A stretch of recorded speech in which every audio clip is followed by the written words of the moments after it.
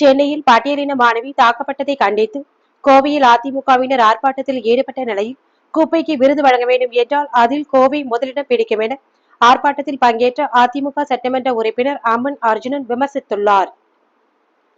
சென்னையில் சட்டமன்ற உறுப்பினர் வீட்டில் பணியில் இருந்த பட்டியலின மாணவி சித்திரவதை செய்யப்பட்ட சம்பவத்தை கண்டித்து தமிழகம் முழுவதும் மாவட்ட தலைநகரங்களில் அதிமுகவினர் ஆர்ப்பாட்டத்தில் ஈடுபட்டனர். அதன் ஒரு பகுதியாக கோவை தெற்கு வட்டாட்சியர் அலுவலகம் முன்பாக அக்கட்சியின் மாநகர மாவட்ட செயலாளரும் சட்டமன்ற உறுப்பினருமான அம்மன் அர்ஜுனன் தலைமையில் சட்டமன்ற உறுப்பினர் ஜெயராமன், முன்னாள் அமைச்சர் ஜெயமா வேலுசாமி உட்பட 500க்கும் மேற்பட்டோர் ஆர்ப்பாட்டத்தில் பங்கேற்றனர். முன்னதாக ஆர்ப்பாட்டத்தில் பேசிய சட்டமன்ற உறுப்பினர் அம்மன் அர்ஜுனன் சமத்துவம் பேசும் திமுக தனிப்பட்ட முறையில் தீண்டாமையை பின்பற்றி வருவதாக குற்றம் சாட்டினார். அக்கட்சியை சேர்ந்த சட்டமன்ற உறுப்பினர் வீட்டில் பணியாற்றிய மாணவியை சட்டமன்ற உறுப்பினரின் மகன் மற்றும் மருமகள் இணைந்து கொடூரமாக சித்திரவதை செய்து அதற்காக வழக்கு பதிவு செய்யக்கூட காவல்துறை முன்வரவில்லை எனவும், திமுக ஆட்சியில் சட்டம் ஒழுங்கு மிகவும் சீர்கெட்டுள்ளது எனவும் சுட்டிக்காட்டினார். மேலும் கோவை மாநகரில் எங்கும் குப்பைகள் எடுக்கப்படுவதில்லை எனவும், குப்பை நகரில் நாம் வசித்து வருகிறோம், குப்பைக்கு விருது வழங்க வேண்டும் என்றால் அதில் கோவை தான் முதலிடம் பிடிக்கும் என்றும் விமர்சித்தார்.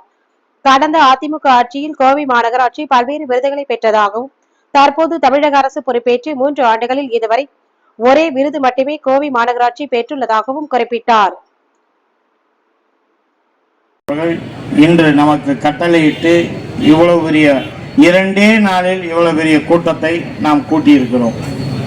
இது பூரா தானா வந்த கூட்டம், கூட்டி வந்த கூட்டம் அல்ல. நாங்கள் சேலத்திலே 6 மாதம் தவமிருந்து மலைக்கு வர்ண பகவானிடம் மண்டியிட்டு ஐயோ மழை வந்துட வேண்டாம், எடப்பாடி என்ன சேலத்தில் வந்து ஒவ்வொரு தடவையும் தள்ளி போகுதுன்னு சொல்லி கழக பொதுச் செயலாளர் வருங்கால முதல்வர் இந்நாள் எதிர்க்கட்சி தலைவர் அண்ணன் எடப்பாடியாருடைய ஆணைக்கிணங்க கழக தலைமை நிலைய செயலாளர் அன்பு சகோதரர் SP வேலுமணி அவருடைய ஆலோசனையின் பேரில் இன்று நடைபெறும் இந்த கண்டன ஆர்ப்பாட்டம் ஒரு பட்டியலின பெண்களுக்கு ஏற்பட்ட கொடுமையை பற்றி மக்கள் தெரிவிப்பது சம்பந்தமாக இந்த ஆர்ப்பாட்டம் நடைபெற்றது. சமத்துவம் என்று ஊரறிய பேசுகிறார்கள். ஆனால் ஒரு சட்டமன்ற உறுப்பினருடைய மகனும் மருமகளும் தன்னுடைய வீட்டில் வேலை பார்த்த ஒரு பட்டியலின பெண்ணை, செல்வியினுடைய பொண்ணு, அவர்கள் பாவம் +2 படித்து டாக்டர் ஆக வேண்டும் என்ற ஆசைக்காக அங்கு வேலைக்கு சேர்த்து நாங்கள் நீட் தேர்வுக்கு நாங்கள் உதவி செய்கிறோம் என்று வேலைக்கு அழைத்து சென்ற அவர்கள் அந்த பெண்ணை கொடுமைப்படுத்தி அவர்கள் சாப்பாடை சாப்பிட்ட ஒரு காரணத்துக்காக சிகரெட்டால் சூடு வைத்து, தோசைக்கல்லால் சூடு வைத்து அந்த பெண்ணுக்கு உடலெல்லாம் தீக்காயங்களை ஏற்படுத்திய இவர்கள்தான் பட்டியலின பாதுகாவலர் என்று சொல்லிக் கொள்கிறார்கள். இவர்கள் எங்கு பட்டியலின பாதுகாவலர்? அந்த பெண் என்ன பாவம் செஞ்சது? தான் ஒரு நீட்டு தேர்விலே படிக்க வேண்டும், டாக்டர் ஆக வேண்டும், இந்த மக்களுக்காக சேவை செய்ய வேண்டும் என்ற ஆசையிலே படிப்புக்கு தன்னுடைய குடும்ப சூழ்நிலை வறுமையின் காரணமாக அங்கு வேலைக்கு அவர்கள் அம்மா சேர்த்து விட்டால், அதுவும் அவர்களே சொல்லி தான் சேர்த்துருக்காங்க, நாங்கள் பார்த்துக்கொள்கிறோம்னு சொல்லிவிட்டு அந்த ஒரு எந்த நிகழ்ச்சிக்காக அவர்கள் அழைத்து சென்றார்களோ அதற்கு அவர்கள் பயன்படுத்தாமல் வீட்டில் பானை சட்டி விளக்குவதற்கும் சமைப்பதற்கும் வீடு கூட்டி பண்ணுவதற்கும் வெகு கொடுமைகளை அனுபவித்தார்கள். உண்மையிலே அந்த நிகழ்ச்சியை பார்த்தால் எந்த தாயும் தகப்பனும் உயிரோடு இருப்பதற்கே அர்த்தம் இல்லை. அந்த அளவுக்கு இவர்கள் கொடுமை செய்திருக்கார்கள். அதை ஒரு வழக்கு போடுங்கள் என்றால் வழக்கு போடாமல் எங்களது கழக பொதுச் செயலாளர் எடப்பாடியானுடைய நாங்கள் தமிழகமெங்கும் கண்டன ஆர்ப்பாட்டங்கள் நடத்துவோம் என்று சொன்ன காரணத்தால் இவர்களே பக்கத்தில் இருக்கும் ஆந்திராவிலே அவர்களை பாதுகாப்பாக வைத்து இவர்கள் தேடினார்களாம். 4 குழுக்கள் போட்டு தேடினார்களாம். எங்கே 4 குழுக்கள் போட்டால் எங்கள் தலைவர் எடப்பாடியார் அவர்கள் சொன்ன மறுநாளே எப்படி உங்களுக்கு கிடைச்சிச்சு? அதுக்கு முதல்ல 3 நாளாக உங்களுக்கு கிடைக்காத மருமகனும் மகனும் இந்த எப்படி எடப்பாடியார்கள் கூறியவுடன் கிடைத்தது? அப்போ எல்லாமே எங்களுடைய எதிர்க்கட்சி தலைவர் மக்களுக்காக ஒவ்வொன்றையும் கேட்டு தான் மக்களுக்கு பெற வேண்டிய காலகட்டத்தில் இன்று திராவிட முன்னேற்ற கழக ஆட்சி செய்கிறது. அவர்கள் எப்பொழுது எதையாக கேட்டால் திராவிட மாடல் ஆட்சியில் இதுதானா? வன்கொடுமையே இவர்கள் மூல கொள்முதலாக இருக்கிறது. ஆகையால் இன்றைக்கு தமிழகம் எங்கும் அண்ணா திராவிட முன்னேற்ற கழக மாவட்ட ஹெட் குவார்ட்டர்ஸிலே நாடெங்கும் இன்று கண்டன ஆர்ப்பாட்டம் இன்று நடைபெற்று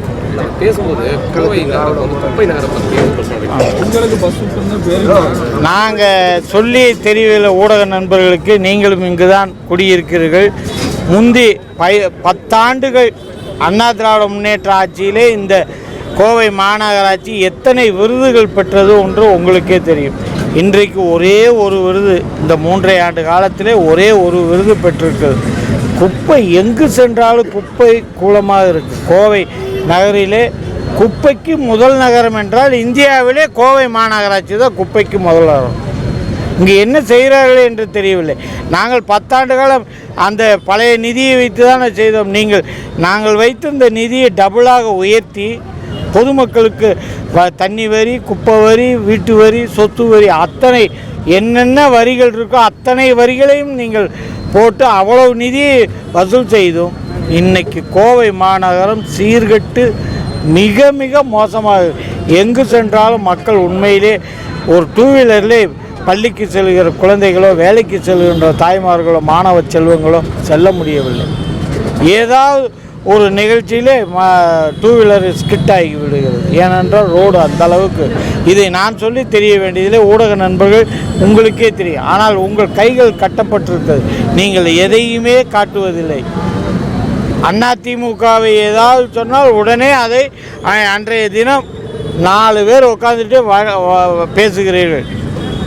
ஆனால் தமிழகத்தில் நடக்கிற ஒவ்வொரு நிகழ்ச்சியும் எங்கள் எடப்பாடி அண்ணன் அவர்கள் எத்தனை சுட்டிக்காட்டினாலும் அன்றைய செய்திகள் வருவதே இல்லை. தயவுசெய்து நீங்கள் உதாரணத்துக்கு பல்லடத்தில் எடுத்துக்கொள்ளுங்கள். உங்களுடைய ஊடகவியல்காருக்குத்தானே நாங்கள் இன்றைய ஆர்ப்பாட்டத்தில் கூட அறிவித்தோம் சொன்னோம். அவரை ஓட ஓட வெட்டுகிறார்கள். அந்த நேரத்தில் போலீஸ் அதிகாரி என்ன செய்ய வேண்டும்? ஓடோடி அவரை காப்பாற்ற விட்டுவிட்டு வண்டி நம்பர் என்ன, பெயிண்ட் எந்த கலரு, அது நீங்கள் வந்து எஃப்ஐஆர் போட்டு அவனை பிடிச்சிட்டு கேளு சொல்லுவாங்கல்ல. நிருபர் ஓடி போயிட மாட்டார்ல, அவர் பப்ளிக் இல்லைல்ல, நிருபர் தானே. அவர் எங்கே போவார்? அவர் பாவம் சொல்லிக்கிட்டே இருக்கார், சார் என்னை விரட்டிட்டு வராங்க, 2 பேர் விரட்டி அருவாள் கடப்பாறையும் தூக்கிட்டு வராங்கன்றார். 9 இடமா 10 இடத்துல வெட்டுக்காயத்தோடு இன்றைக்கி ஆஸ்பத்திரி. உங்களுடைய சக நண்பர் இன்றைக்கி ஆஸ்பத்திரியில் இருக்கார்ல. இதுதானே இன்றைக்கி இங்கே சட்ட ஒழுங்கு பிரச்சனை. கஞ்சாவில் யாராச்சும் சொல்ல முடியுதா? சொன்னவனுடைய நம்பராக அந்த கஞ்சா விற்கிறவனுக்கு கொடுத்துட்றாங்க. அவனை போட்டு தள்ளிடுறான். எங்கே இது? எங்கே கோயம்புத்தூர் மட்டும் இல்லை, தமிழ்நாடு முழுவதும். அதனால் இன்றைக்கு கஞ்சா விற்பதை யாருமே சொல்லவில்லை. இதே காவல்துறையை வைத்தானே எடப்பாடி அண்ணனும் இந்த 4.5 ஆண்டுகளும் பொற்கால ஆட்சி செய்தார். இதற்கெல்லாம் ஒரு முடிவு கட்ட கண்டிப்பாக 2024 மக்கள் எதிர்பார்த்து கொண்டிருக்கிறார்கள் என்பதை தெரிவித்துக் கொள்கிறோம்.